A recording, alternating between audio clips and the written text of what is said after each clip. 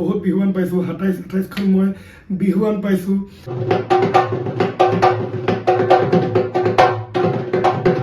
specially মাধুৰ্য ৰিংকু পেহা পেহী কৌশিক আৰু তাত থকা সমূহ মই প্ৰথমবাৰৰ বাবে অসীমজ্যোতি বৰুৱাৰ পৰা ঢোল এটা ল'লোঁ ঢোলটো বজাই সঁচাই বৰ ধুনীয়া লাগিছে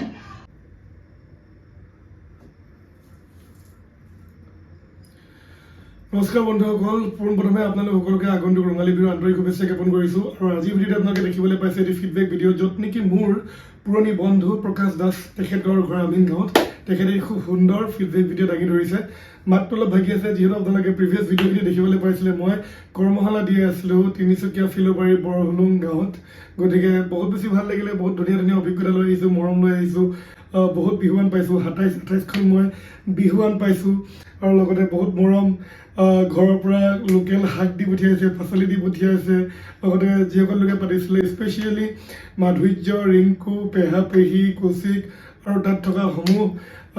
মানে ল'ৰা ছোৱালী আৰু তেখেতলোকৰ মাক দেউতাকক বহুত বহুত ধন্যবাদ থাকিলে ইমান মৰম দিয়াৰ বাবে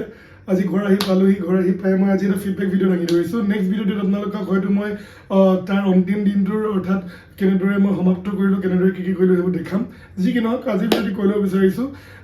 যিসকল লোকে মোৰ ভিডিঅ' চাই আছে এটা কথা ক'ম আপোনালোকে ভাল পথত যাওক ভাল ঢোল লওক ভাল শিক্ষা লওক ভালকৈ বিহুটো আগুৱাই নিয়ক কিছুমান লোকে কণা ফুৰমতি মাৰে সেইবোৰত আপোনালোকে ভুল নাযাব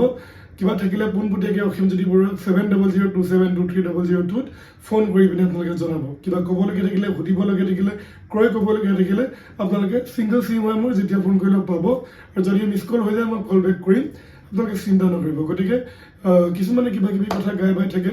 সেইবোৰ গুৰুত্ব নিদিব মইতো একেবাৰেই নিদিওঁ আৰু কিবা থাকিলে মোক ফোন কৰিব বুলি আশা ৰাখিছোঁ গতিকে